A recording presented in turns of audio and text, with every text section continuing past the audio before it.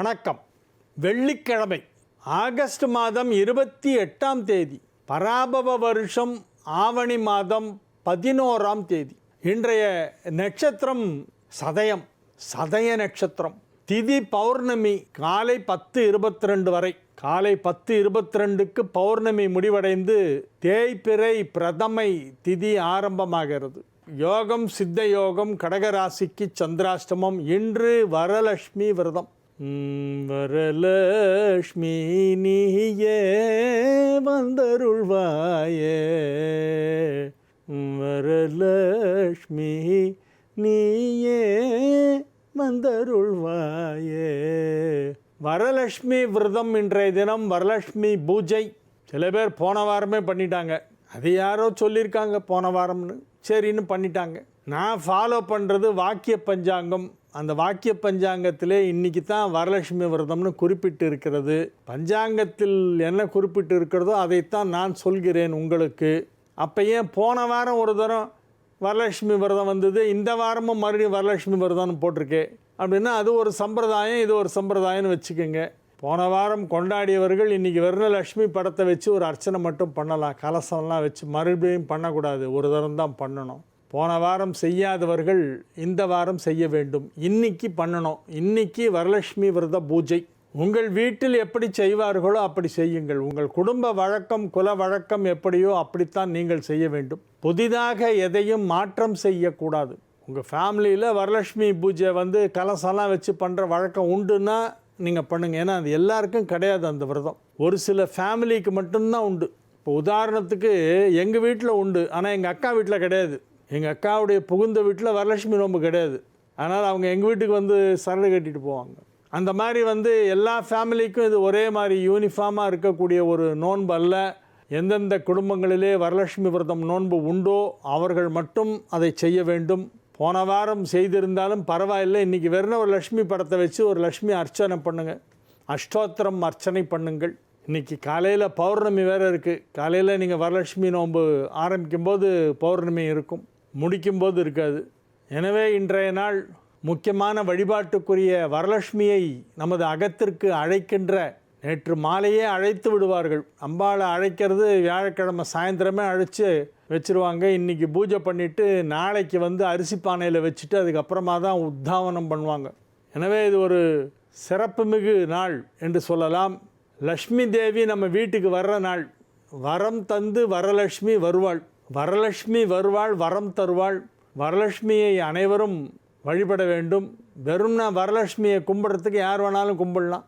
இந்த கலசம் வச்சு முகம் வச்சு பூஜை பண்ணுறதுங்கிறது ஃபேமிலியில் இருந்தால் பண்ணணும். மற்றபடி எல்லோரும் லக்ஷ்மி தேவி அம்மா தாயே லக்ஷ்மி எனக்கு நிறைய செல்வத்தை கொடுமா, கண்ணை திறந்து பாரம்மா அப்படிங்கிறது யார் வேணாலும் பிரார்த்தனை பண்ணலாம். இன்றைய தினத்திற்கான ராகு காலம் 10:30 மணி முதல் 12 மணி வரை, யமகண்டம் மதியம் 3 மணி முதல் 4:30 மணி வரை, குளிகை நேரம் காலை 7:30 மணி முதல் 9 மணி வரை. குளிகை நேரத்தில் பண்ணுங்கள் வரலட்சுமி பூஜை, ரொம்ப நல்லது. 7:30 9க்குள்ளே முடிச்சிருங்க, சூப்பராக இருக்கும். குளிகையில் பண்ணால் வருஷம் பண்ணுற ஒரு பாக்கியம் கிடைக்கும் பல வருடங்களுக்கு. இல்லைன்னா காலையில் 6லேருந்து 7 சுக்கிரஹோரை. ஆனால் அதுக்குள் முன்னாலேயே நீங்கள் அதுக்கு தேவையான நேவேத்திய பட்சணமெல்லாம் பண்ணணும், கொழுக்கட்டை பண்ணணும், அப்பம் பண்ணணும். அதனால் 7:30 9 குளிகை நேரத்தில் செய்யுங்கள். அப்படி இல்லைன்னா 10:30 மணிக்குள்ளே முடிக்கிற மாதிரி பண்ணுங்கள். 9க்கு ஆரம்பித்தா 10:30க்குள்ளே முடிச்சிடலாம், அதுவும் நல்ல நேரம் தான். நல்ல நேரம் என்கின்ற சுபஹோரைகள் காலை 6 மணி முதல் 9 மணி வரை, 10 மணி முதல் 10:30 வரை, மதியம் 1 மணி முதல் 3 மணி வரை, மாலை 5 மணி முதல் 6 மணி வரை, இரவு 8 மணி முதல் 11 மணி வரை. இன்றைய கிரக நிலவரம்: மிதுனத்தில் செவ்வாய், கடகத்தில் குரு, சிம்மத்தில் சூரியன் கேது புதன், கன்னியில் சுக்கிரன், கும்பத்தில் சந்திரன் ராகு, மீனத்தில் சனி. இனி தெரிஞ்சுக்கலாம் வாங்க.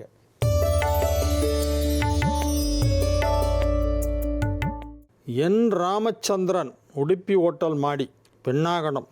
தெற்கு நோக்கி உட்கார்ந்தபடி சந்தனம் அரைக்கக்கூடாது என்று சொல்கிறார்களே, என்ன காரணம்? பின்பக்கம் பார்க்கவும். பி தீபா: நான் கடிதம் எழுதும் பொழுது பிள்ளையார் சுழி போடுவதற்கு பதிலாக ஸ்வஸ்திக் மார்க் போடுகிறேன், இது சரியா? போடலாம் சார். ஸ்வஸ்திக்குங்கிறது லக்ஷ்மி, ஸ்வஸ்திக் லக்ஷ்மியோட சிம்பல். அதுலேயும் கரெக்டாக இன்றைக்கி வரலட்சுமி விரதம். இன்றைக்கி என் கைக்கு வருது உங்கள் லெட்டர். நீங்கள் எழுதி எவ்வளோ நாள் ஆச்சோ தெரியல. திரு பெண்ணாடம் ராமச்சந்திரன் அவர்களே, தெற்கு நோக்கி உட்கார்ந்தபடி சந்தனம் அரைக்கிறதுக்கு நீங்கள் தெற்கு நோக்கி உட்காரணுமா கிழக்கு நோக்கி உட்காரணுமாலாம் எதுவும் விதிகள் கிடையாது, சட்டம் கிடையாது. ஏன்னா உங்கள் வீட்டில் எந்த இடத்துல சந்தன கல் இருக்கோ அங்கே நீங்கள் உட்காந்து அரைக்கலாம், இல்லை நின்றுட்டு அரைக்கலாம். சந்தன கட்டையை வச்சு தேய்ச்சி அரைக்கிறது. சந்தனம் அரைக்கும் பொழுது மகாலட்சுமியை மனதிலே தியானம் செய்து கொண்டு, ஏன்னா கந்தத்வாராம் அப்படின்னு அவருக்கு அந்த அம்பாள் அந்த கந்தத்தில் இருக்கிறதாக ஒரு ஐதீகம். சந்தனத்தில் மகாலட்சுமி வாசம் செய்வதாக ஒரு ஐதீகம் இருக்கிறது. அதனால் மகாலட்சுமியை மனதிலே தியானம் செய்து கொண்டு ஸ்ரீத ஸ்ரீச ஸ்ரீனிவாச ஸ்ரீநிதி ஸ்ரீவிபாவன ஸ்ரீதர ஸ்ரீகர ஸ்ரேய ஸ்ரீமான் லோகத்ரயாஸ்ரய என்று சொல்லிக்கொண்டே சந்தனம் அரைத்தால் மிகவும் நல்லது. திசை முக்கியமல்ல, எப்படி வேணால் பார்த்து அரைக்கலாம். மனிதன் ஆற்றல் வாய்ந்த குண்டலினி சக்தியை பெற முடியுமா? பண்ணலாமே, ப்ராக்டிஸ் பண்ணால் எல்லாராலையும் பண்ண முடியும். ஆரம்பத்தில் ரொம்ப லேட் ஆகும். இந்த குண்டலினி சக்தியை நீங்கள் எழுப்பி கொண்டு வரத்துக்குள்ளே வருஷக்கணக்காக கூட ஆகும். சில பேருக்கு 10, 15 வருஷம், 20 வருஷமாலாம் ட்ரை பண்ணிகிட்ருக்கிறவங்கலாம் இருக்காங்க. ஒன்ஸ் அது நம்மளுடைய பின் இடுப்பு அந்த எலும்புலேருந்து L1 L2 ஏறும். அது ஏற ஆரம்பிச்சிருச்சுன்னா அதுக்கப்புறமா அது அப்படியே ஈஸியாக கொண்டு வரலாம். சொல்வதற்கு சுலபமாக இருக்கும், ஆனால் செய்வது சற்று கடினம்தான். மனிதனால் முடியும். குண்டலினி சக்தியை எழுப்பதுங்கிறது சாத்தியம்தான். மனிதனால் சாத்தியப்படக்கூடிய விஷயங்களிலே குண்டலினி சக்தியை எழுப்பதும் ஒன்று. மன ஒருமைப்பாடு வேணும். வந்தாக்க கான்சன்ட்ரேஷன் இருந்துன்னா பண்ணிடலாம். அச்சக்தியை பெற மேற்கொள்ள வேண்டிய பயிற்சிகள் பற்றி விளக்கமாக கூறவும். பயிற்சிகள்னால் இதுதான், குண்டலினி யோகா தான். ராஜயோகான்னு பேர், அதுக்கு பேர். யோகா பண்ணாலே அது கொஞ்சம் கொஞ்சமாக அதை கண்ட்ரோல் பண்ணலாம். மைண்ட் அண்டு பாடி ரெண்டையும் கண்ட்ரோலில் வச்சுக்கணும் சார். வச்சுருந்தா தான் குண்டலினி எழும்பும். ஆரம்பத்தில் தியானம் பண்ணுறேன், உட்காந்து கண்ணை மூடும்போது தூக்கம் வரும். தூங்கிறதுக்காக தியானம் பண்ணுறோம், வரும். அது மனித இயல்பு. அதெல்லாம் தாண்டி தான் வரணும். சும்மா அப்படி சுவிட்ச் போட்டோடனே ஃபேன் சுற்றுற மாதிரிலாம் குண்டலினி டக்குன்னு கிளம்பிடாது. It needs lot of practice. யாரை வியாக்கிரபாதர் என அழைக்கிறார்கள்? புலிக்கால் முனிவர். அவர் மரத்து மேலே ஏறி பூ பறிக்கிறதுக்காக எனக்கு புலிக்காலை கொடுன்னு கேட்டு வாங்கிட்டாரான் கடவுள்கிட்ட. அதனால் புலிக்கால் முனிவர்னு பேர். அவர் பேர் வியாக்கிரபாதர். இவர் மதுரை மீனாட்சி அம்மன் கோவிலில் உள்ள நவக்கிரக மண்டப தூணில் காணப்படுகிறார். அப்படியா? நிறைய கோவிலில் இருக்கும் சார். சிதம்பரத்து தான் அவருடைய வாழ்ந்த இடம். பட் நிறைய தூண்களில் இருக்கும். பொதுவாக வியாக்கிரபாதர்லாம் சிதம்பரம். ஆனால் நிறைய இடங்களில் இங்கே தான் வியாக்கிரபாதர் சித்தி அடைந்தார்லாம் சொல்லிகிட்டு இருக்காங்க. அது I don't know how for it is true. ஓஹோ அப்படியான்னு கேட்டுட்டு வந்துடுவேன். நான் ரொம்ப ஆர்கியூ பண்ணுறதில்ல. தாய் மாமன் தான் மாமனார். சரி, அதாவது தாய் மாமனுடைய மகனை மாமா பிள்ளைய ஒரு பொண்ணு கல்யாணம் பண்ணிக்கிட்டா. அவர் இறந்து விட்டார். ஒரே பெண் தான். 1997 சாலை விபத்தில் மரணமடைந்து விட்டார். வருகிற ஆடி பௌர்ணமி அவருடைய திதி. இதுவரை அவருக்கு திதி கொடுக்கவில்லை. அவருக்கு திதி கொடுக்க வேண்டுமென்றால் யார் திதி கொடுப்பது, எங்கே கொடுப்பது? அவரது 3 தலைமுறை பெயரை யார் சொல்லுவது? ஏன் அந்த பேர் தெரியாதா? இதை கேள்வியை கேட்பவர் நெகமம் ராஜ்குமார். நெகமம் பொள்ளாச்சியில் இருக்கிற நெகமம்லேருந்து கேட்குறாரு. இந்த கேள்விக்கு என்ன பதில் சொல்கிறது? புள்ள கிடையாது, இருக்கிறது ஒரே பொண்ணு தான். அதுவும் யாருன்னா மருமக. தாய் மாமாவுக்கு மாமனாருங்கிறதுனால அந்த பொண்ணு செய்யலாமா அப்படின்னா அந்த பெண்ணுக்கிட்டேருந்து கைப்பில் வாங்கி யாராவது ஒரு ஆண் செய்ய வேண்டும். அந்த மாதிரி செய்யறதுக்குன்னே சில பேர்லாம் இருக்காங்க. கைப்பில் வாங்கி பண்ணுறதுனாக்க ஆன் பிஹாஃப் ஆஃப் ஸோ நான் பண்ணுறேன், இன்னார் சார்பாக அவர்களுக்கு பதிலாக நான் செய்கிறேன் அப்படின்னு சொல்லிவிட்டு அவங்க பண்ணுவாங்க. ஒருத்தர் சார்பாக இன்னொருத்தர் பண்ணுறது பவர் ஆஃப் அட்டானி கொடுக்குற மாதிரி. பத்திரத்தில் ப்ராப்பர்ட்டியை விற்கிறதுக்கு பவர் ஆஃப் அட்டானின்னு கொடுக்குறோம் இல்லையா? அந்த மாதிரி என் சார்பாக இன்னாருக்கு திதி கொடுக்க உங்களை கேட்டுக்கொள்கிறேன் அப்படின்னு சொல்லி ஒரு கட்டை ஒரு பண்டில் புல் எடுத்து அவங்க கையில் கொடுப்பாங்க. என்ன புல்? தர்ப்பப்புல்லை கொடுத்து என் சார்பாக நீங்கள் இதை செய்யவும் அப்படின்னு அவங்க கொடுப்பாங்க. அதுதான் பவர் ஆஃப் அட்டானி. உங்கள் சார்பாக இன்னாருக்கு நான் திதி கொடுக்கிறேன் அப்படின்னு சொல்லி அவர் வாங்கி வச்சுப்பார். வாங்கிட்டு அவரை எஜமானின்னு சொல்லணும். யாருக்காக செய்கிறோமோ அவர்களை எஜமானன் அல்லது எஜமானி அப்படின்னு சொல்லுவாங்க சங்கல்பத்தில்.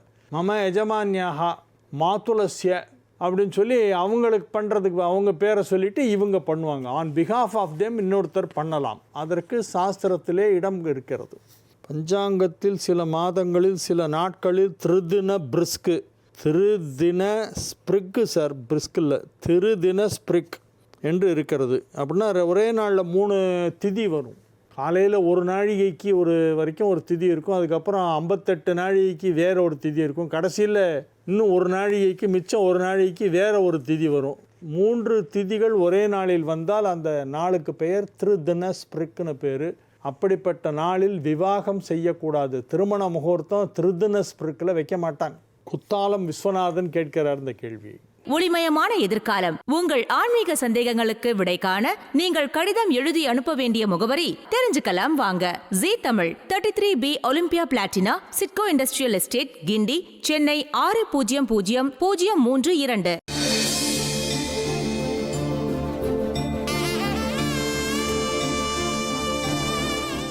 மேஷ ராசிக்கு இது ஒரு நல்ல நாள். 11ஆம் இடத்திலே சந்திரன் ராகு சேர்க்கை. எனவே எடுத்த காரியம் அனைத்தும் வெற்றி. நீங்கள் சும்மா போய் நின்னாலே ஆட்டோமேட்டிக்காக வேலை நடந்துடும். பெரிய அளவில் முயற்சி பண்ணணும்னு அவசியம் இல்லை. ஆனால் முயற்சி செய்ய வேண்டும். சிறிது முயற்சி செய்தால் கூட பெரிய ரிசல்ட் கிடைக்கும். கொஞ்சமாக முயற்சி பண்ணி பெரிய வெற்றியை பார்க்கக்கூடிய நாள் என்று இந்த நாளை சொல்லலாம். வெகு சிறப்பாக 4ஆம் இடத்திலே குரு உச்சமடைந்திருக்கிறது. 4ஆம் இடமான கேந்திரத்திலே கடகத்திலே குரு உச்சம் பெற்றிருக்கிறது. பாக்யாதிபதி குரு 4ஆம் இடத்தில் உச்சம், திரிகோணாதிபதி குரு கேந்திரத்தில் உச்சம். 11ஆம் இடமான லாபஸ்தானத்திலே ஏகாதசஸ்தானத்திலே சந்திரன் ராகு காம்பினேஷன் ரொம்ப அருமையாக இருக்குது. அதனால் இது ஒரு நல்ல நாள். நட்சத்திரானாகும் சதபிஷகு திக்விசிஷ்டா என்று போற்றி புகழப்படுகின்ற ஒரு நட்சத்திரம் சதயம். வேத மந்திரங்களே சதயத்தை உயர்வாக பேசுகிறது. இன்று சதய நட்சத்திரம் பௌர்ணமி காலையிலே இருக்கிறது. எனவே இது ஒரு மிக மிக மிக சிறப்பான நல்ல நாள். மேஷ ராசிக்கு தொட்டதெல்லாம் ஜெயிக்கும் நாள். ரிஷபராசி அன்பர்கள் இன்று மிகுந்த உற்சாகத்துடன் காணப்படுவார்கள். கலகலகலவென சிரித்து கொண்டே இருப்பார்கள். விழுந்து விழுந்து சிரிப்பீங்க. இன்றைக்கி அப்படி ஒரு மகிழ்ச்சி, அப்படி ஒரு உற்சாகம், அப்படி மனதிலே ஒரு ஹாஸ்ய உணர்வு அதிகமாக இருக்கும். என்னுடைய ஜோசியம் பிரகாரம் இன்றைக்கி உங்களுக்கு ஹாஸ்யம் ஜாஸ்தியாக இருக்கும். ஹாஸ்யம் அப்படின்னா சென்ஸ் ஆஃப் ஹியூமர், நகைச்சுவை உணர்வு அப்படின்னு சொல்கிறோம் இல்லையா தூய தமிழ். அந்த நகைச்சுவை உணர்வுக்கு இன்னொரு பெயர் என்னென்னா ஹாஸ்யம். எங்கிட்ட இப்போ சமீபத்தில் ஒரு பெண் குழந்தைக்கு பூச நட்சத்திரம் பேர் வைக்கணும் அப்படின்னு வந்தது. ஹாஸ்யா அப்படின்னு பேர் வச்சேன். புதுசாக இருக்கே சார் இந்த பேர், ரொம்ப நல்லா இருக்குது, நாங்கள் சந்தோஷம், ரொம்ப ஹாப்பி அப்படின்ட்டு எடுத்துகிட்டு போயிட்டாங்க அவங்க. ஹாஸ்யா அப்படின்னு பேர் வச்சேன். ஹாஸ்யானா சிரிச்சுட்டே இருப்பான்னு அர்த்தம். ஹாஸ்யம் என்றால் நகைச்சுவை. இன்று நகைச்சுவை உணர்வு அதிகமாக இருக்கும் ரிஷபராசி அன்பர்களுக்கு. எனவே நீங்கள் நல்ல விஷயங்களை பார்ப்பீர்கள், நல்ல விஷயங்களை கேட்பீர்கள், நல்ல விஷயங்களை பேசுவீர்கள், நல்லதை செய்வீர்கள். எனவே இது ஒரு நல்ல நாள். மிதுன ராசிக்கு இது ஒரு மிக அற்புதமான நாள். மிதுன ராசிக்கு ரொம்ப நல்லா இருக்குது. 2ல் குரு உச்சம். நான் செல்வாக்கு. அப்படி நீங்கள் ஒரு வார்த்தை சொன்னால் உடனே எல்லோரும் ஓகே சார், டன் சார், பண்ணிடுறேன் சார் என்று உங்களுடைய வார்த்தைகளை, அந்த உத்தரவுகளை சிரமே கொண்டு விரைவாக செய்து முடிப்பார்கள். கமாண்டிங் பொசிஷனில் நீங்கள் இருப்பீங்க. உங்கள் அலுவலகத்திலே பதவி உயர்வு கிடைக்கும். திடீர் பதவி உயர்வு மிதுன ராசி அன்பர்களுக்கு கிடைக்கும். மிதுன ராசி ஆண்களாக இருந்தாலும் பெண்களாக இருந்தாலும் நீங்கள் ஒரு அலுவலகத்தில் பணியாற்றி கொண்டிருந்தால் அந்த அலுவலகத்திலே உங்களுக்கு எதிர்பாராத விதமாக திடீர் பதவி உயர்வு கிடைப்பதற்கு வாய்ப்பு இருக்கிறது. மற்றபடி உங்களுடைய ஜனனகால ஜாதகத்தில் நல்ல தசாபுக்தி நடந்ததுன்னா பெரிய பதவி உயர்வாகவே கிடைக்கும். டபுள் ப்ரமோஷன் கிடைக்கிற நேரம். கடக ராசிக்கு இன்னைக்கு சந்திராஷ்டமம். அதனால் கொஞ்சம் சைலண்ட்டாக இருக்கணும், அடக்கி வாசிக்கணும். லொடன்னு பேசிக்கிட்டே இருக்கக்கூடாது. வேணும்னே யாராவது உங்களை வம்புக்கு இழுப்பாங்க. நீங்கள் மற்றவர்களை பற்றி எதுவுமே பேசக்கூடாது, கமெண்ட்டே பண்ணக்கூடாது. நல்லதும் சொல்லக்கூடாது, கெட்டதும் சொல்லக்கூடாது, ஒன்றுமே சொல்லக்கூடாது. நோ கமெண்ட்ஸ். கோபத்தை கட்டுப்படுத்த வேண்டும். யாகாவார் ஆயினும் நாகாக்க, காவாக்கால் சோகாப்பர் சொல்லிழுக்கப்பட்டு என்னும் குரலுக்கிணங்க உங்களுடைய வார்த்தைகளை பார்த்து பார்த்து பயன்படுத்த வேண்டும். தேவையில்லாமல் கடுஞ்சொற்களை பயன்படுத்தக்கூடாது. இனிய உளவாக இன்னாத குரல் கனி இருப்ப காய் கவர்ந்தற்று என்னும் குரலுக்கிணங்க நல்ல இனிய சொற்களை பேச வேண்டும், மென்மையாக பேச வேண்டும். டோன் ஒசரக்கூடாது, லோவாக வச்சு பேசணும். ஐயா நல்லா இருக்கீங்களா, உடம்பு எப்படி இருக்குது உங்களுக்கு, சாதாரணமாக இருக்கீங்களா அப்படின்னு கேட்குறது எப்படி, உடம்பு எப்படி இருக்குது அப்படின்னா அர்த்தம் எவ்வளோ மாறுது பார்த்தீங்களா. ஒரே வேர்டு தான், உடம்பு எப்படி இருக்குது. இதில் அந்த டோன் உயரும்போது அதோடைய அர்த்தமே ஆப்போசிட் ஆகிடுறது. உங்கள் உடம்பு எப்படி இருக்குது, நல்லா இருக்கீங்களா, சௌரியமாக இருக்கீங்களா, வீட்டிலலாம் நல்லா இருக்காங்களா, உங்கள் உடம்பு நல்லா இருக்கா, சாதாரணமாக இருக்கீங்க இல்லையா அப்படின்னு. உடம்பு எப்படி இருக்குது அப்படின்னா என்ன அர்த்தம், அவனை பின்னி போடுவேன் மின்னின்னு அர்த்தம். அப்போ டோட்டலாக 100% ஆப்போசிட்டாக மீனிங் மாறிடும். அந்த வெறும் ஒரு சின்ன டோனை மாற்றுறதுல எவ்வளவு அர்த்தம் மாறுது பாருங்க. அதனால் பேசும் பொழுது பார்த்து பேசணும், மென்மையாக பேசணும், எல்லார்ட்டையும் அன்பாக பேசணும். அன்பு ஒன்று தான் மனிதனை உயர்த்தும். நீ பணக்காரனா ஏழையான்றதை பற்றி எவனும் கவலைப்பட மாட்டான். நீ என்ன பேங்க் பேலன்ஸ் வச்சுருக்கன்றதை பற்றி யாருக்கும் தெரியாது. Nobody is bothered. எவ்வளோ வச்சுருந்தா எங்களுக்கு என்ன வந்தது, என் பேர்லையா சொத்து எழுதி வைக்க போகிறேன், அதெல்லாம் யாருமே கேர் பண்ண மாட்டாங்க. நீங்கள் எப்படி அன்பாக பழகுறீங்களா இல்லையா, இது ஒன்று தாங்க உலகத்தில் எல்லாருக்கும் தேவை. அதனால் அந்த அன்புக்கு காசு பணம் செலவே கிடையாதுங்க. நல்ல மனம் இருந்தால் அன்பு வரும், அன்பு உள்ளே இருந்தால் வெளியே வரும் பேச்சில். எனவே அன்பு தான் உயர்ந்தது. பண்புக்கு அடித்தளம் அன்பு. அன்பு இருந்தால் பண்பு வரும், பண்பு இருந்தால் அன்பு வரும். இவை இரண்டும் இருந்தால் இன்று நீங்கள் ஜெயித்து விடுவீர்கள். சிம்ம ராசிக்கு இன்றைய நாள் நன்மைகள் நடைபெறக்கூடிய நல்ல நாளாக விளங்குகிறது. 7ஆம் இடத்திலே சந்திரன் ராகு சேர்க்கை ஏற்பட்டிருப்பதால் திருமணம் இப்பொழுது நிச்சயதார்த்தம் நடைபெறுவதற்கு வாய்ப்பு இருக்கிறது. இன்றைக்கி வருவாங்க, பொண்ணு பார்ப்பாங்க, பேசுவாங்க, பிடிச்சிடுத்தும்பாங்க. அடுத்த முகூர்த்தத்திலே கல்யாணம். ஆஸ் ஏர்லி as பாசிபிள் கல்யாணத்தை வச்சிடணும். எப்போ வச்சுக்கலாம், எங்கே வச்சுக்கலாம், எந்த ஊரில் பண்ணலாம். சிம்பிளாக வடபழனி கோயிலில் போய் தாலி கட்டிட்டு ஒரு ரிசப்ஷன் கிராண்டாக பண்ணிடலாமா அப்படின்லாம் பேசுவாங்க. நீங்கள் உங்களுக்கு எது சௌரியமோ அதை ஒத்துக்கங்க. உங்கள் திருமணம் வெகு விரைவிலே நடைபெறப் போகிறது என்பதில் எந்தவித சந்தேகமும் இல்லை. நீங்கள் அதற்கு முயற்சி எடுத்தால் நிச்சயமாக விரைவில் நடக்கும். சிம்ம ராசி வியாபாரிகளுக்கு மிகப்பெரிய பொருளாதார வளர்ச்சி ஏற்படும். 2 ராசியிலேயே இருப்பதால் பொருளாதாரத்தில் நல்ல முன்னேற்றம் ஏற்படும். ராசி அதிபதியும் புதனும் ராசியிலே ஒன்றாக இணைந்து புதாதித்ய யோகத்தை வேறு ஏற்படுத்தி இருக்கிறது. எனவே இது ஒரு மிக அற்புதமான நல்ல நாள். சிம்ம ராசிக்காரர்கள் இன்று வெற்றிகரமாக தங்கள் பணிகளை செய்வார்கள். எழுச்சிமிகு எண்ணங்கள் மனதிலே ஏற்படும். அதையெல்லாம் செயல்படுத்துவதற்கான திட்டங்களை எல்லாம் வகுத்து கொண்டிருப்பீர்கள். மிகப்பெரிய நன்மைகள் நடைபெறப் போகின்றன உங்கள் வியாபாரத்திலே. அதற்கு அடித்தளமிடுகின்ற நாளாக இந்நாள் விளங்கும். கன்னி ராசிக்கு இன்றைய நாள் மிக மிக அற்புதமான நன்மைகள் நடைபெறக்கூடிய நல்ல நாளாக விளங்குகிறது. 10ல் ஒரு பாவியாவது இருக்க வேண்டும். அதுதான் அஷ்டமாதிபதி போய் 10ல் உட்காண்டிருக்கேன். 8 10. மகிழ்ச்சியான நல்ல நிகழ்ச்சிகளிலே கலந்து கொள்ளக்கூடிய நாளாக கன்னிக்கு இன்றைய நாள் விளங்கும். நல்ல தகவல்கள் சேரும். சுப நிகழ்ச்சிகளிலே பங்கேற்பீர்கள். மிக சிறப்பான நல்ல செய்திகளெல்லாம் சேரும் உங்களுக்கு. உங்கள் வியாபாரத்தில் நல்ல முன்னேற்றம் ஏற்படும். வியாபாரத்தை இன்னும் எப்படி பெரிதாக செய்யலாம், எப்படி விரிவுபடுத்தலாம், உங்களுடைய தற்போதைய வியாபார ஸ்தலத்தை இன்னும் பெரிதுபடுத்துவது என்றால் இன்னும் என்னென்ன செய்ய வேண்டும், எந்தெந்த ஊர்லேருந்து என்னென்ன ப்ராடக்ட் ஸ்டாக் எடுத்துகிட்டு வரணும், ஆந்திராவிலேருந்து என்னென்ன வாங்கணும், குஜராத்லேருந்து என்னென்ன வாங்கணும், மும்பையிலேருந்து என்னென்ன வாங்கிட்டு வரணும், வாரணாசியிலேருந்து என்னென்ன டெக்ஸ்டைல் ஐட்டம் வாங்கிட்டு வரணும் அப்படிங்கிறதெல்லாம் எக்ஸ்பர்ட்ஸோடு சேர்ந்து டிஸ்கஸ் பண்ணி ஒரு ஊருக்காக போய் அங்கே தயாரிப்பாளர் நெசவு தொழில் செய்கின்ற தயாரிப்பாளர்களை நேரிலே சந்தித்து அவர்களுடைய ஃபேக்ட்ரி ப்ரைஸுக்கு அப்படியே இங்கே வாங்கிட்டு அதை நல்ல லாபத்துக்கு 1க்கு 5 விற்று 100 ரூபாய்க்கு வாங்குகிற புடவையை 500 ரூபாய்க்கு சேல் பண்ணிகிட்ருப்பீங்க. இப்போ அந்த மாதிரி ஒரு நல்ல நேரம். வேறு ஏதாவது தொழிலாக இருந்தால் அதிலும் பெரிய லாபம் கிடைக்கும். மிகப்பெரிய லாபத்தை வெகு விரைவிலேயே பார்க்க போகிறீர்கள். எனவே இது ஒரு நல்ல நாள். துலா ராசிக்கு இன்றைய தினம் மகிழ்ச்சியான நல்ல நிகழ்ச்சிகளிலே கலந்து கொள்ளும் யோகம் உள்ளது. ஆரோக்கியத்தில் முன்னேற்றம் ஏற்படும். பொருளாதாரத்தில் வளர்ச்சி ஏற்படும். குடும்பத்தில் அனைவரும் ஒற்றுமையாக இருப்பார்கள். குடும்பத்தில் மகிழ்ச்சியான சூழ்நிலை மிக சிறப்பான மகிழ்ச்சியான சூழ்நிலை குடும்பத்திலே ஏற்படும். ஒருவரை ஒருவர் நேசிப்பார்கள், ஒருவருக்கொருவர் உதவி செய்வார்கள். எனவே இது ஒரு மிக சிறப்பான நல்ல நாள். விருச்சிக ராசி அன்பர்கள் இன்று மிகுந்த மகிழ்ச்சியுடன் காணப்படுவார்கள். 9ஆம் இடத்திலே குரு உச்சமடைந்து மிகப்பெரிய நன்மையை செய்து கொண்டிருக்கிறது. உச்சம் பெற்ற குரு ராசியை பார்க்கிறது. 5 குடையவன் 9இல் உச்சம், குரு உச்சம். அதனால் ரொம்ப பெரிய யோகம் இருக்கிறதுலே 9ஆம் இடம்தான் குரு அதிக நன்மை செய்யும்.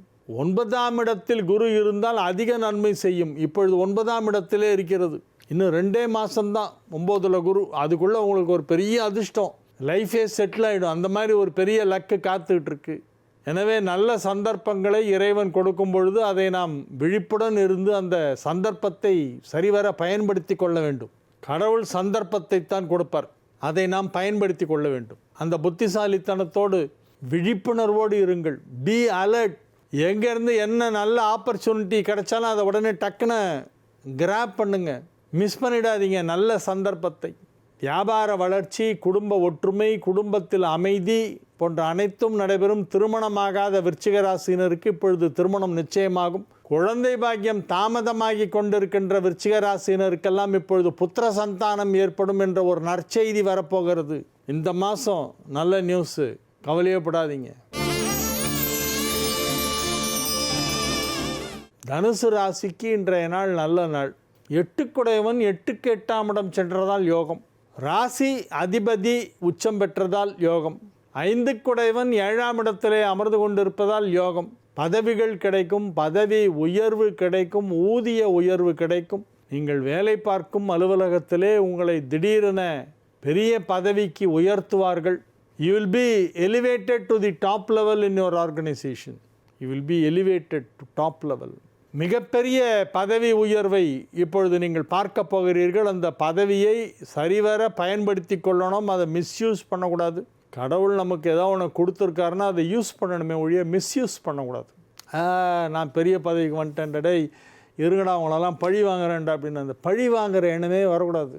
இன்னும் அடுத்த நிலைக்கு முன்னேறத்துக்கு என்ன பண்ணணும் தான் யோசிக்கணுமே ஒழிய 10 வருஷத்துக்கு முன்னால் என்னை பார்த்து ஏளனமாக சிரித்தானே ஒருத்தன், அவனை பழி வாங்கணும்னு, அதெல்லாம் சீப்பான புத்தி. பழி வாங்கிறது மனிதனுடைய வேலை அல்ல, அது கடவுள் பார்த்துப்பார். அவனை பழி வாங்கிறதுக்காகத்தான் உங்களுக்கு பெரிய பதவியை கொடுத்துருக்காரு. நீங்கள் எதுக்கு அவனை தனிப்பட்ட முறையில் பழி வாங்கணும்? எப்போ உங்களுக்கு பதவி கிடச்சதோ அப்போ உங்கள் எதிரி பழி வாங்கப்பட்டு விட்டார். அதனால் இனிமேலும் அதை பற்றி யோசிக்கக்கூடாது. கடந்த காலத்தை பற்றியோ கடந்த காலத்தில் ஏற்பட்ட அவமானங்கள், இன்சல்ட், யார் யார் இன்சல்ட் பண்ணாங்கன்னு லிஸ்ட்டு போட்டுட்டு ஒவ்வொருத்தரையாக போய் அடிப்பான் சில பேர். அது ரொம்ப சீப்பான புத்தி, அது பண்ணக்கூடாது. கடவுள் பார்த்துப்பார், யாருக்கு எந்த நேரத்தில் என்ன கொடுக்கணும்னு அவருக்கு தெரியும், அவர் கொடுப்பாரு. நீங்கள் மாட்டில் அடுத்த நிலைக்கு முன்னேறுவதற்கான ஒரு முயற்சியிலே இறங்க வேண்டும். இன்றைய நாள் நல்ல நாள், மிக சிறப்பான நன்மைகள் நடைபெறுகின்ற நல்ல நாளாக விளங்கும். அசையா சொத்து வாங்கக்கூடிய வாய்ப்பு இப்பொழுது தனுசு ராசிக்கு அதிகமாக காணப்படுகிறது. அசையா சொத்து வாங்கலாம். வீடு, மனை, நிலம், தோட்டம், தோப்பு, துறவு, காடு, கழனி, ஃப்ளாட்டு, பிளாட்டு, இது எல்லாம் வாங்கலாம். இப்போ நல்லா இருக்குது டைம். மகர ராசிக்கு இது ஒரு மகிழ்ச்சியான நாள். 7ஆம் இடத்திலே குரு உச்சமடைந்து ராசியை பார்த்து கொண்டு இருக்கிறது.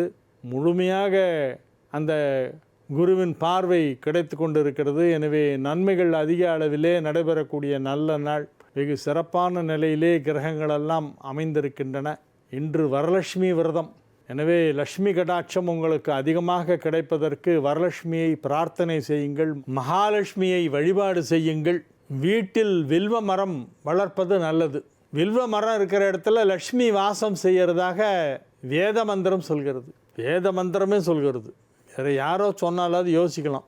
வேதத்திலே வருது. வனஸ்பதிஸ்தவ விருட்சோ தபல்வஹா, ஸ்ரீ சூக்தத்தில் வருது. அதனால் வில்வ மரம் எங்கே இருக்கோ அங்கே லக்ஷ்மி வாசம் செய்கிறாள். எனவே வில்வ மரம் எல்லாரும் வளங்க. வீட்டில் மரம் வளர்க்க இடம் இருந்தால் வில்வம் கன்று வாங்கி வைங்க. இன்றைக்கி வாங்கி வைங்க, ரொம்ப நல்லது. ஒரு வில்வ மர கன்று வாங்கி வைங்க, இல்லை வில்வ விதை போடுங்க. அது பெரிய மரமாக வளரும் பொழுது அந்த வில்வ இலைகளை எடுத்து நீங்கள் சிவன் கோயிலுக்கு கொடுக்கலாம். சிவனுக்கு பிடித்த இலை வில்வ இலை. லக்ஷ்மி வாசம் செய்யும் இடம் வில்வ மரம். எனவே இதை மறந்து விடாதீர்கள். கும்பராசிக்கு இன்றைய நாள் மிக சிறப்பான நன்மைகள் நடைபெறுகின்ற நல்ல நாள். ராசியிலேயே சந்திரனும் ராகுவும் இணைந்திருக்கின்றன. 7ஆம் இடத்திலே சூரியன், புதன், கேது ஆகிய 3 கிரகங்கள் ஒன்றாக இணைந்து ராசியை பார்த்து கொண்டிருக்கின்றன. இந்த சூரியன் புதன் சேர்க்கை என்பது கும்பத்திற்கு நன்மை செய்யும்.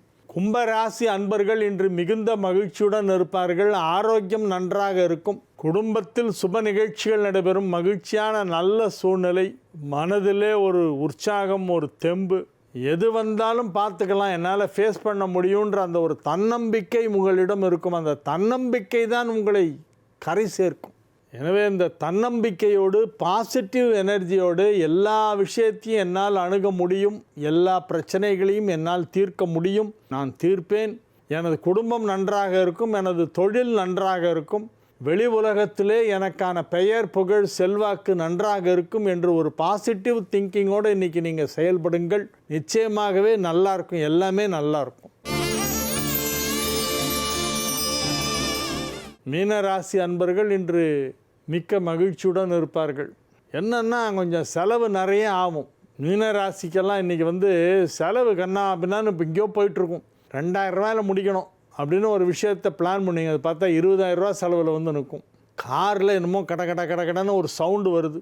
அது என்னன்னு போய் பார்த்துட்டு வாப்பா அப்படின்னு டிரைவர்கிட்ட காரை கொடுத்து அனுப்பிச்சா அவன் சார் அது பெரிய ப்ராப்ளம் சார், அது எப்படியும் 25,000 30,000 ஆகிடும் சார் பில்லு, பரவாயில்லன்னா சொல்லுங்கள், இப்போயே ஷெட்யூலை விட்டு வந்துடுறேன் அப்படிப்போம். இந்த மாதிரியெல்லாம் எதிர்பாராத விதமாக திடீர் செலவுகள், அதிக செலவுகள். அதில் நடுத்தர குடும்பத்தில் இருப்பவர்களுக்கு எதிர்பாராத செலவு வந்தால் ரொம்ப கஷ்டம். வியாபாரியாவது ஏதோ ரொட்டேஷனில் சமாளிச்சிருவார். வெறும் மாத சம்பளத்தை நம்பி இருக்கிறவனுக்கு திடீர்னு ஒரு 10,000 செலவு. வீட்டில் ப்ளம்பிங் ஒர்க்கு, எலக்ட்ரிக்கல் ஒர்க்கெல்லாம் பண்ண வேண்டியிருக்கு. 10,000 ரூபா செலவாகணும்னா எங்கே போவோம்? 10,000 ரூபாய்க்கு திடீர்னு அடுத்த மாதம் பட்ஜெட்டில் ஒதிக்கும். இப்போ 10,000 ரூபா கொடுத்துட்டா. அந்த மாதிரி நடுத்தர மக்கள் பெரிய செலவுகளை திடீரென எதிர்பார்க்க முடியாது. எதிர்பார்த்தால் கஷ்டம். திடீர் செலவுகள் ஏற்பட்டால் கொஞ்சம் திணறத்தான் செய்யும். யாருக்காக இருந்தாலுமே திடீர் செலவு பெரிய அளவில் வருதுன்னா கொஞ்சம் சிரமம்தான். ஆனால் இப்பொழுது உள்ள கிரக நிலவரப்படி திடீர் செலவு வரும். அதை நீங்கள் எதிர்கொள்ள தயாராக இருங்கள். You should be mentally prepared. மன அளவிலே அதற்கு நீங்கள் தயாராக இருக்க வேண்டும். செலவு வருமே ஒழிய வேறு ஒன்றும் கெடுதலாக ஒன்றும் நடக்காது. காசு கம்மியாகும், சேவிங்ஸ் குறையும், பேங்க் பேலன்ஸில் ஒரு 0 குறையும், அவ்வளோதான், வேறு ஒன்றும் இல்லை. மற்றபடி எல்லாம் நல்லா இருக்குது. நீங்கள் ஆரோக்கியமாக இருப்பீங்க, வீட்டில் எல்லோரும் நல்லா இருப்பாங்க, உங்கள் குடும்பம் மகிழ்ச்சியாக இருக்கும். எனவே இது ஒரு நல்ல நாள். மீண்டும் ஒரு முறை சொல்லுகிறேன், இன்றைக்கி வரலட்சுமி விரதம். இன்று காயத்ரி ஜபமும் கூட. இன்றைக்கி 2 விசேஷம். வரலட்சுமி விரதம், காயத்ரி ஜபம். காயந்தோ ரட்சதி இத்தி காயத்ரி. காயத்தை திரியாக்கி இப்படின்லாம் சொல்லுவாங்க. அதெல்லாம் ஒன்றும் கிடையாது. காயமும் கிடையாது, திரியும் கிடையாது. சும்மாவான ஏதாவது பெருங்காயமாக அது திரி பண்ணுறதுக்கு. காயந்தோ ரட்சதி இத்தி காயத்ரி. யார் தன்னை பாடுகிறார்களோ அவர்களை ரட்சிப்பவள் காயத்ரி. காயந்தோ ரட்சதினா யார் தன்னை பாடுகிறார்களோ அவர்களை. அதனால் இந்த காயத்ரி மந்திரத்தை உச்சரிக்க வேண்டிய நாள் இன்றைய நாள். காயத்ரிங்கிறது எல்லா தெய்வத்துக்கும் ஒரு மந்திரம் உண்டு, காயத்ரி மந்திரம் அப்படின்னு. காயத்ரி கோஷம் அப்படின்னு ஒரு புக்கு இருக்குது. அதை முதல்ல வெளியிட்டது தஞ்சாவூர் சரஸ்வதி மஹால். அப்புறம் அதை காப்பி அடித்து நம்ம ஊரில் நிறைய பேர் இருக்காங்களே ரெடியாக, எங்கே எது கிடைக்கும் காப்பி அடித்து புக்கு போட்டு விற்றுறான்னு, அந்த மாதிரி நிறைய பேர் போட்டு விற்றுட்டாங்க. ஆத்தன்டிக் சோர்ஸு ஃபஸ்ட்டு காயத்ரி கோஷம்ங்கிற புக்கை வெளியிட்டது தஞ்சை சரஸ்வதி மஹால் நூலகம். அதில் 132 காயத்ரி மந்திரங்கள் குறிப்பிடப்பட்டிருந்தன. காயத்ரி மந்திரம் சொன்னால் முகத்திலே ஒரு வசீகரம் ஏற்படும், சமூகத்திலே மிகப்பெரிய அந்தஸ்து, செல்வாக்கு ஏற்படும். ஆனால் காயத்ரி மந்திரத்தை அதிகமாக உச்சரிப்பவர்கள் வாயிலே பொய் வரக்கூடாது. பொய் சொன்னால் காயத்ரி மந்திரம் பலிக்காது. உண்மையை மட்டுமே பேசுபவர் காயத்ரி மந்திரத்தை அனுதினமும் அனுசந்தானம் செய்து கொண்டு அதை ஜபித்து கொண்டே இருப்பவர்களுக்கு முகத்தில் ஒரு கலை வரும். இன்று காயத்ரி ஜபம். வாழிய செந்தமிழ், வாழ்க நற்றமிழர், வாழிய பாரத மணித்திருநாடு. வந்தே மாதரம், வந்தே மாதரம், வந்தே மாதரம். மீண்டும் நாளைய நிகழ்ச்சியிலே உங்களை சந்திக்கும் வரை உங்களிடமிருந்து விடைபெற்றுக் கொள்வது உங்கள் வழிகாட்டி ஜோதிடர் கலைமாமணி ஹரிகேசநல்லூர் வெங்கட்ராமன். வணக்கம்.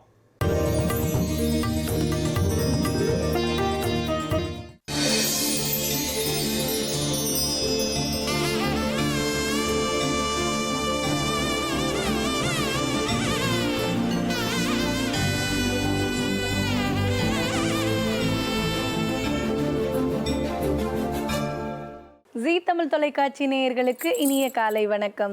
ஓம்காரம் நிகழ்ச்சிக்கு உங்களை அன்புடன் வரவேற்கிறோம். உங்களுடைய வாழ்க்கையில் ஏற்படும் பிரச்சனைகளை சரி செய்யவும், மென்மேலும் வளர்ச்சியடையவும், ஜாதக ரீதியான சந்தேகங்களுக்கு விடை காணவும் யோகா ஆஞ்சநேயர் சக்தி பீடம் அனுமன் உபாசகர் ஜோதிட சிம்மம் திருவல்லிக்கேணி சுவாமி கண்ணன் பட்டாச்சாரியா சப்தரிஷி வாக்கியம் மூலம் உங்களுடைய சந்தேகங்களுக்கு தீர்வளிப்பார். வணக்கம் சுவாமிஜி. நாராயண. இன்றைய நாள் எப்படி இருக்க போகுது? இன்னைக்கு நம்ம பண்ண வேண்டிய பூஜைகள் பரிகாரங்கள் பற்றி சொல்லுங்க சுவாமிஜி. ஸ்ரௌதத் மார்தாதிகம் கர்ம நிகிலம் ஏனசூத்ரீதம் தஸ்மை சமஸ்த வேதார்த்த விதே விகணதே நமக. வக்ரதுண்ட மகாகாய சூரியகோடி சமப்பிரபா நிர்விக்னம் குருமே தேவா சர்வகாரேஷு சர்வதா.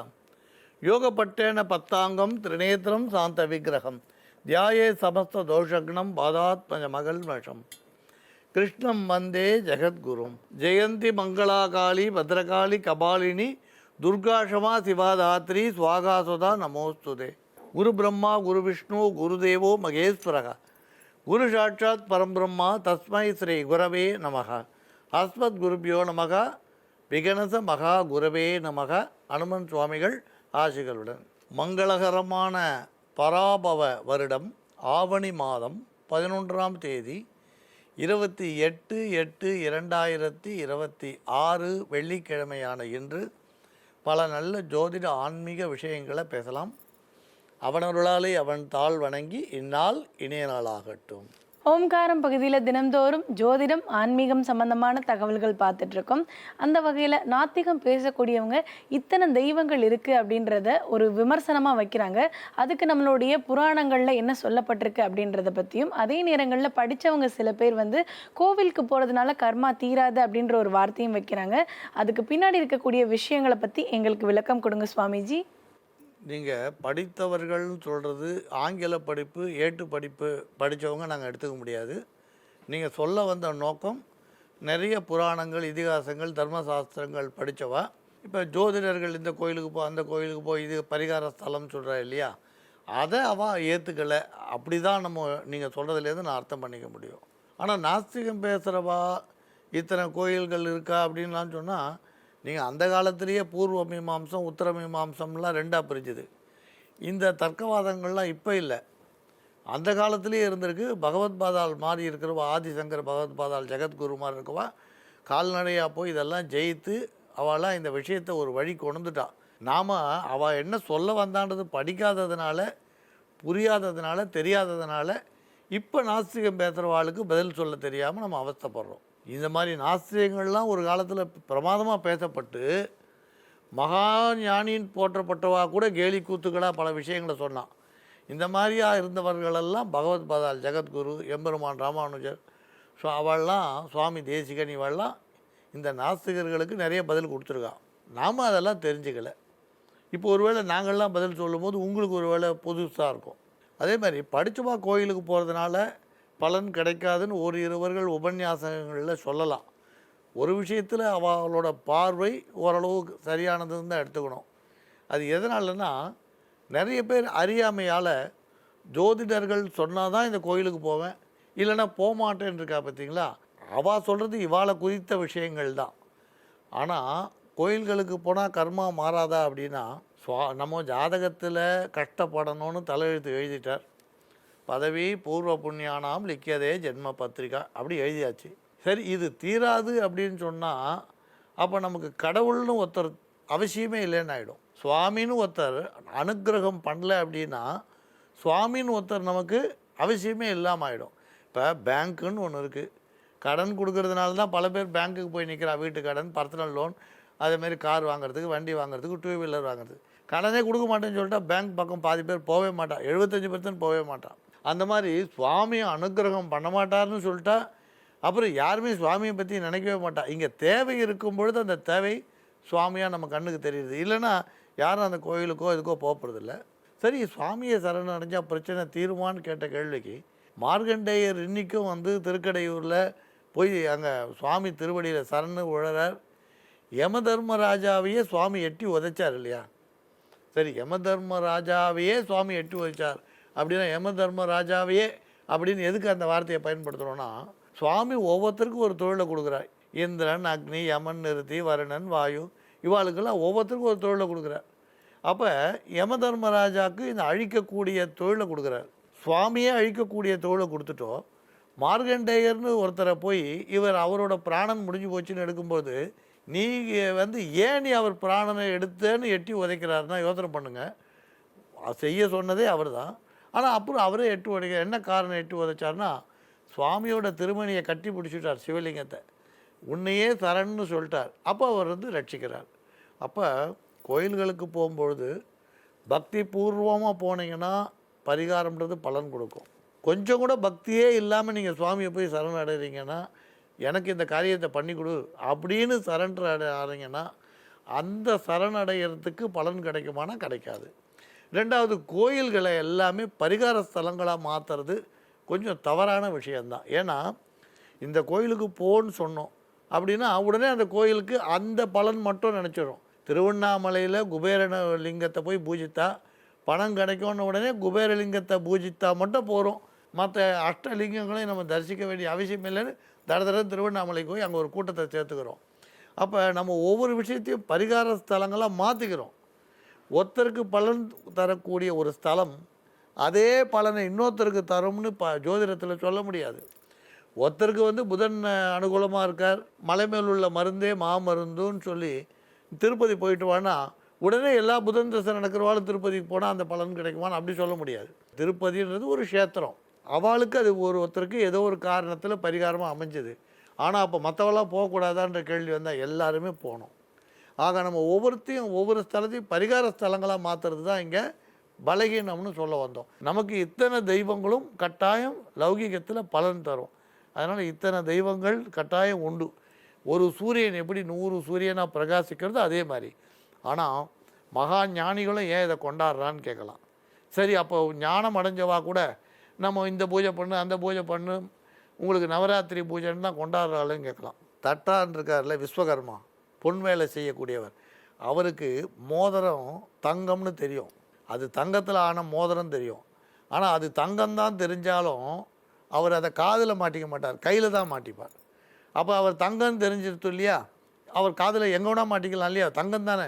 அது வளையலாக போட்டுக்கலாம், மோதிரமாக போட்டுக்கலாம், தோடாக போட்டுக்கலாம். ஏன் மோதிரமாக இருக்கும்போது கையில் போட்டுக்கிறார், கடுக்குனா இருந்தால் காதில் போட்டுக்கிறார்? அவருக்கு அது தங்கம்னு தெரியும்.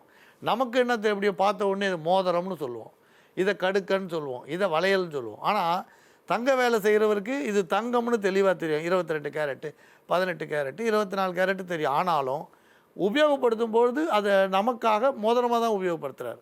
அது மாதிரி மகா ஞானிகளுக்கு ஈஸ்வரனோட சொரூபம் தெரிஞ்சாலும் நமக்காக லௌகீகமான பூஜைகளில் கலந்துப்பா.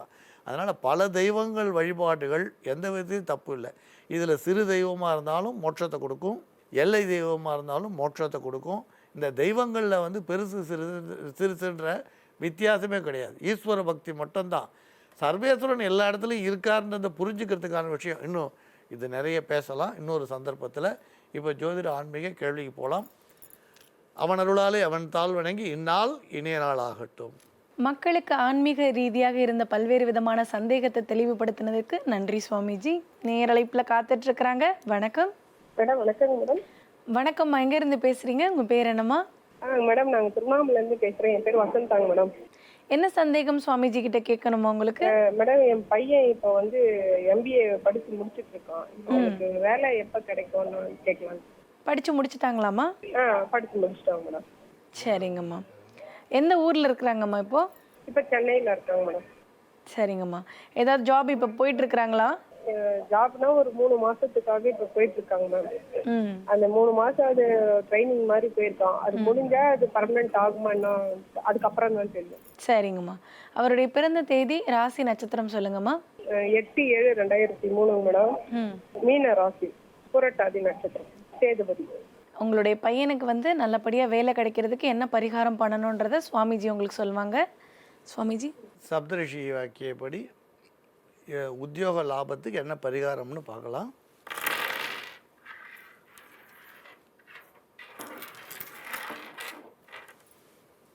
உத்தியோக ரீதியாக பார்க்கும்போது சிறிய மாற்றங்களை அவர் சந்திப்பார். வேணால் பூரட்டாதி நட்சத்திரம் அன்னைக்கு திருப்போரூர் போய் முருகபெருமானை தரிசிக்க சொல்லுங்கள். எந்த விஷயத்தை ஆரம்பிக்கிறதா இருந்தாலும் வியாழக்கிழமைக்கு முக்கியத்துவம் கொடுக்கலாம், சனிக்கிழமையை தவிர்க்க சொல்லுங்கள். இப்போ அவர் தமிழ் மொழி பேசக்கூடிய இடத்துல இருந்தாலும் அந்நிய மொழி பேசக்கூடிய இடத்துக்கு மாறக்கூடிய வாய்ப்பு உண்டு. ஆஞ்சநேய சுவாமி வழிபாடு தொடர்ந்து அவர் இருக்கக்கூடிய இடத்துலையே பண்ணலாம். இல்லை நீங்கள் அவருக்காக பண்ணுங்க. ஸ்ரீராம ஜெயம் தொடர்ந்து எழுத சொல்லுங்கள். கட்டாயம் நல்ல மாற்றம் குறுகிய காலத்தில் வரும். நம்புங்கள், நல்லதே நடக்கும். வேலை வாய்ப்பு அமைவதற்கு நல்லதொரு பரிகாரம் சொன்னதுக்கு நன்றி சுவாமிஜி. மங்களானி பவந்து. யோகா ஆஞ்சநேயர் சக்தி பீடம் அனுமன் உபாசகர் ஜோதிட சிம்மம் திருவல்லிக்கேணி சுவாமி கண்ணன் பட்டாச்சாரியா சப்தரிஷி வாக்கியம் மூலம் உங்களுடைய சந்தேகத்திற்கு தீர்வளிப்பார். உங்களுடைய சந்தேகங்களுக்கு விடை காண 7305509333 என்ற வாட்ஸ்அப் எண்ணிற்கு மெசேஜ் அனுப்புங்கள். நாங்கள் உங்களை தொடர்பு கொள்வோம்.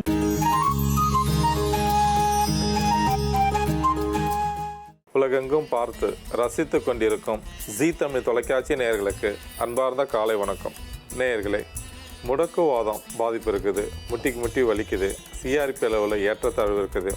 இவற்றை போக்குவதற்கு எளிய முறையில் ஏதாவது மருந்து சொல்லுங்கள். அதேமாதிரி கூட சர்க்கரை நோய் தாக்கமும் இருக்குது. சர்க்கரை நோயும் குறையணும், உடல் வலியும் போகணும். இதற்கு எளிய முறையில் மருந்தாக சொல்லுங்கன்னு கேட்டிருக்காங்க. பொதுவாக சர்க்கரை நோய் வந்தாலே உடலில் ஒவ்வொரு நோயாக வருது. அதற்கு முக்கியமான காரணம் நம்மளுடைய உணவு முறைகள், மருந்து மாத்திரைங்க, இதெல்லாம் வருஷக்கணக்காக ஆகும் பொழுது அதனுடைய தாக்கம் நம் உடலில் ஊறி எலும்புகளில் பாதிப்பு வருது, ஆஸ்டியோபோரோசிஸ் வருது. கூடவே அந்த நேரத்தில் ஏதாவது தீவிரமான காய்ச்சல் வந்ததுன்னா சொல்லவே வேணாம். முக்கியமாக சர்க்கரை நோயாளிகளுக்கு யூரினரி இன்ஃபெக்ஷன் வரும், யூடிஐ ப்ராப்ளம் வரும். அந்த நேரத்தில் அவங்க கவனிக்காமல் விட்டுட்டாங்கன்னா அந்த தொற்று அதிகமாகி அங்கே இருக்கக்கூடிய வைரஸ் பாக்டீரியா அதிகமாகி காய்ச்சல் வரும். அந்த காய்ச்சலையும் கண்டுக்காமல் விட்டுட்டாங்கன்னா ரொம்ப ஒரு மோசமான உடல்நிலையை கொடுத்துரும். அந்த நேரத்தில் கைகால் வலி, அசதி, எல்லா வலியும் வந்துடும். அதுவும் ஒரு 5 வருஷம் 10 வருஷம் கழித்து வரக்கூடிய பாதிப்பு சொல்ல முடியாத அளவுக்கு வருது. ஒரு சில பேருக்கு நோய் எதிர்ப்பு சக்தி நல்லா இருக்கிறவங்களுக்கு வர்றது கிடையாது. கொஞ்சம் நோய் எதிர்ப்பு சக்தி குறைவாக இருக்கிறவங்க, சுகாதாரமாக இல்லாமல் இருக்கிறவங்களுக்கெல்லாம் நிறைய நோய் தாக்கம்லாம் வருது. அதுக்கு முக்கியமான காரணம் சர்க்கரை நோய் வரும்பொழுது அதற்குண்டான உணவு முறைகள், சரியான மருந்து மாத்திரைங்க, சரியான உடற்பயிற்சி, இதெல்லாம் செய்யணும். இன்றைக்கு ஒரு மருந்து ஒன்று தயார் செய்ய போகிறோம். இந்த மருந்து சர்க்கரை நோயை கட்டுப்படுத்துவதற்கு பயன்படக்கூடியது, உடலில் இருக்கக்கூடிய கெட்ட கொழுப்பை கரைத்து வெளியேற்றுவதற்கு பயன்படக்கூடியது, அதே சமயத்தில் தோல் திசுக்கள், அரிப்பு நமைச்சலை போக்குவதற்கும் பயன்படக்கூடியது, உடல் முழுக்க நன்மை செய்யக்கூடியது. நம்ம வீட்டில் இருக்கக்கூடிய மஞ்சள் சுத்தமான மஞ்சளை நம்ம பயன்படுத்தணும்னா ரொம்ப நல்லது. ஆனால் இன்றைக்கி பாக்கெட்டில் விற்கக்கூடிய மஞ்சள் தூள்லாம் பயன்படுத்துகிறாங்க. அதில் கொஞ்சம் ரசாயனங்கள்லாம் கலப்பதற்கு வாய்ப்புண்டு. கொம்பு மஞ்சள் வாங்கி நல்லா காய வச்சு இடித்து சலித்து அந்த மஞ்சத்தூளை சமையலில் பயன்படுத்தினா ரொம்பவே நல்லது. ஒரு மருந்து ஒன்று தயார் செய்ய போகிறோம். அந்த மருந்து தயார் செய்யும் விதத்தை இப்பொழுது பார்க்கலாம். நேயர்களே, வாத வலியை சரி செய்யக்கூடிய மருந்து எப்படி செய்யறதுன்னு இப்போ பார்க்கலாம். இதற்கு தேவையான பொருட்கள்: கொம்பு மஞ்சள், சுக்கு, மிளகு, கிராம்பு, தேன். இப்போ அந்த பொருட்களை பயன்படுத்தி எப்படி ஒரு மருந்து தயார் பண்ணுறதுன்னு பார்க்கலாம். முதல்ல ஒரு சுக்கு எடுத்துக்கலாம். அடுத்ததாக கொம்பு மஞ்சள் 2 கொம்பு மஞ்சள் எடுத்துக்கலாம். கொம்பு மஞ்சள் அப்படி இல்லைன்னா விரலை மஞ்சள்னு சொல்லுவாங்க. இந்த கொம்பு மஞ்சள் 2 மஞ்சள் எடுத்துக்கலாம். இது ரெண்டுத்தையும் ஒன்றா சேர்த்து பொடி பண்ணி எடுத்துக்கலாம். இப்போ இந்த மருந்து எப்படி செய்கிறதுன்னு பார்க்கலாம். ஒரு பாத்திரத்தில் 200 மில்லி தண்ணீர் ஊற்றிக்கலாம். தண்ணி லேசாக சூடானதும் 2 லவங்கம் போட்டுக்கலாம். 2 கிராம்பு போட்டுக்கலாம். இது கூட 5 மிளகு சேர்த்துக்கலாம். அடுத்ததாக நம்ம பொடி பண்ணி வச்சுருக்கிற பொடியிலேருந்து 1/2 ஸ்பூன் பொடி போட்டுக்கலாம். இப்போ இது எல்லாத்தையும் ஒன்றா சேர்த்து நல்லா சுண்டாக காய்ச்சிக்கலாம். உடலில் வாதம் அதிகமானாலும் வலி அதிகமாக ஆகும். எந்த இடத்துல வேணாலும் வலிக்கும். வாதம் அதிகமாகும் போது கால் வலி வரும், முட்டி வலி வரும், கை வலி வரும், ஷோல்டர் பெயின் வரும், ஒரு சிலருக்கு முதுகு வலி வரும். இந்த மாதிரி எந்த இடத்துல வேணாலும் வலி வரும். இடுப்பு வலி வரத்துக்கும் வாய்ப்பு உண்டு. இந்த மாதிரி ஏற்படக்கூடிய வாத வலியை சரி செய்யக்கூடியது, உடலில் வாதத்தினுடைய அளவை சமன் செய்யக்கூடியது இந்த மருந்து. இப்போ இதை நல்லா சுண்டிடுச்சு. இதை வேறு ஒரு பவுலில் வடிகட்டி எடுத்துக்கலாம். இப்போ இது கூட 1/2 ஸ்பூன் தேன் சேர்த்துக்கலாம். தேன் சேர்த்து நல்லா கலந்து விட்டுக்கலாம். இதில் மஞ்சள் சேர்த்துருக்கோம். இது எல்லா கடைகளிலும் விற்பாங்க. விரலி மஞ்சள், இதை வாங்கி பொடி பண்ணி சேர்த்தோம்னா நல்லது. இதில் செலீனியம் இருக்குது, மெக்னீஷியம் இருக்குது, மாங்கனீஸ் இருக்குது, விட்டமின் சி இருக்குது. இதுலேயும் உயிர்சத்துக்கள், தாது உப்புக்கள்லாம் நிறையவே இருக்குது. நம்ம உடலுக்கு அதிக நோய் எதிர்ப்பு சக்தியை கொடுக்கக்கூடியது மஞ்சள். நம்ம சாதாரணமாக மேலே ஒரு அடிப்பட்டால் கூட கொஞ்சம் தண்ணியில் குழச்சி அந்த மஞ்சளை பத்து போடுவாங்க, தேங்காய் எண்ணெயில் குழச்சி வைக்கலாம். அதேமாதிரி பாதத்தில் பித்த வெடிப்பு வரும் ஒரு சில பேருக்கு. மஞ்சத்தூளை விளக்கெண்ணில் குழச்சி போடுவாங்க, அப்படி இல்லைன்னா வேப்பெண்ணில் குழச்சி போடுவாங்க, ஆறிடும். நம்ம உடலில் வரக்கூடிய எல்லா நோயை போக்குவதற்கும் முதல்ல மஞ்சத்தூளை தான் பயன்படுத்துவோம். வயிற்றுப்புண், வாய்ப்புண், வாயில் வரக்கூடிய பற்களில் வரக்கூடிய பாதிப்பு, ஒரு சில வைரஸ் பாக்டீரியா பூஞ்சை வந்து நம்ம சுவாசிக்கும் போது வாய் வழியாக சென்று உள்ளுக்குள்ள பாதிப்பு ஏற்படுத்தும். அந்த நோயெல்லாம் போக்குவதற்கு மஞ்சள் ஒரு மிகச்சிறந்த மருந்தாக பயன்படக்கூடியது. அதுக்கப்புறம் சுக்கு சேர்த்துருக்கோம். இதில் வந்து மெக்னீஷியம் இருக்குது, இரும்பு சத்து இருக்குது, விட்டமின் சி இருக்குது. இதுலேயும் எல்லா சத்துக்களும் இருக்குது. துத்தநாகம், தாமிரம், இந்த சத்துக்கள் எல்லாமே இருக்குது. உயிர் சத்துக்கள், தாது உப்புக்கெல்லாம் நிறையவே இருக்குது. நம்ம உடலுக்கு அதிக நோய் எதிர்ப்பு சக்தியை கொடுக்கக்கூடியது சுக்கு.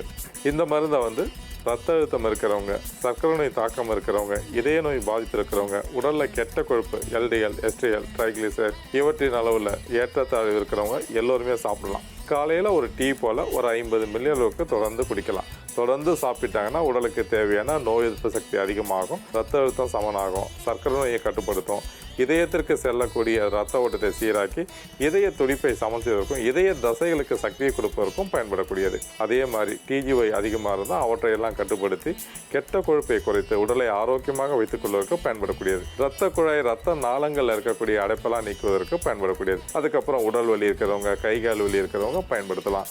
கல்லீரலில் பாதிப்பு, நிறைய மதுப்பழக்கம் இருக்கிறவங்களுக்கு வரக்கூடிய கல்லீரலில் வரக்கூடிய நோய் தாக்கத்தை குறைப்பதற்கும் இது போல ஒரு மருந்து தயார் செய்து காலையில் குடிக்கலாம். வாய்ப்புண், வயிற்றுப்புண் இருக்கிறவங்களும் குடிக்கலாம். வாய்ப்புண்ணை போக்குவதற்கும் வயிற்றுப்புண்ணை போக்குவதற்கும் பயன்படக்கூடியது. வாத வலியை சரி செய்யக்கூடிய மருந்து தயார். இது எப்படி செய்யறதுன்னு இன்னொரு முறை பார்க்கலாம். முதல்ல சுக்கு, மஞ்சள் இது ரெண்டுத்தையும் ஒன்றா சேர்த்து பொடி பண்ணி எடுத்து வச்சுக்கணும். ஒரு பாத்திரத்தில் 200 மில்லி தண்ணீர் ஊற்றி லவங்கம், மிளகு, நம்ம பொடி பண்ண பொடியிலேருந்து அரை ஸ்பூன் பொடி இது எல்லாத்தையும் ஒன்றா சேர்த்து சுண்ட காய்ச்சி வடிகட்டி அது கூட தேன் சேர்த்து கலந்தோம்னா இந்த மருந்து தயார். நேயர்களே, எளிதில் கிடைக்கக்கூடிய பொருட்களை கொண்டு இது போல ஒரு மருந்து தயார் செய்து பாதிப்பு இருக்கிறவங்க சாப்பிட்டு பயனடையுமாறு கேட்டுக்கொள்கிறேன். நேயர்களே, இன்றைய ஆரோக்கிய குறிப்பு. சர்க்கரை நோயாளிகள் சர்க்கரையினுடைய அளவு கட்டுப்படுத்துறதுக்கு 200 மில்லி தண்ணீரில் பாகல் இலை, பாகல் கொடியில் இருக்கக்கூடிய இலைகள் ஒரு 4 இலைகளை எடுத்து நல்லா சின்ன சின்னதாக இலசாக இருக்கக்கூடிய இலைகளை சின்ன சின்னதாக கையால் கிள்ளி போட்டுக்கலாம். ஒரு 4 இலையை 200 மில்லி தண்ணியில் போட்டு அது கூட அரை ஸ்பூன் வெந்தயம், 2 நெல்லி வற்றல் இது எல்லாத்தையும் ஒன்றா சேர்த்து நல்லா சுண்ட காய்ச்சி வடிகட்டி குடிச்சிட்டு வாங்க. அந்த மாதிரி குடிச்சிட்டு வரும்போது சர்க்கரையினுடைய அளவு கட்டுப்படும். அதே மாதிரி சிறுநீரில் வெளியேறக்கூடிய சர்க்கரையை கட்டுப்படுத்துறதுக்கும் இந்த மருந்தை சாப்பிட்டுட்டு வரலாம். தொடர்ந்து இது மாதிரி சாப்பிட்டுட்டு வரும்போது சர்க்கரை நோயால் ஏற்படக்கூடிய பக்க விளைவுகளும் சரியாகும். மீண்டும் மற்ற நிகழ்ச்சியில் சந்திப்போம். நன்றி, வணக்கம்.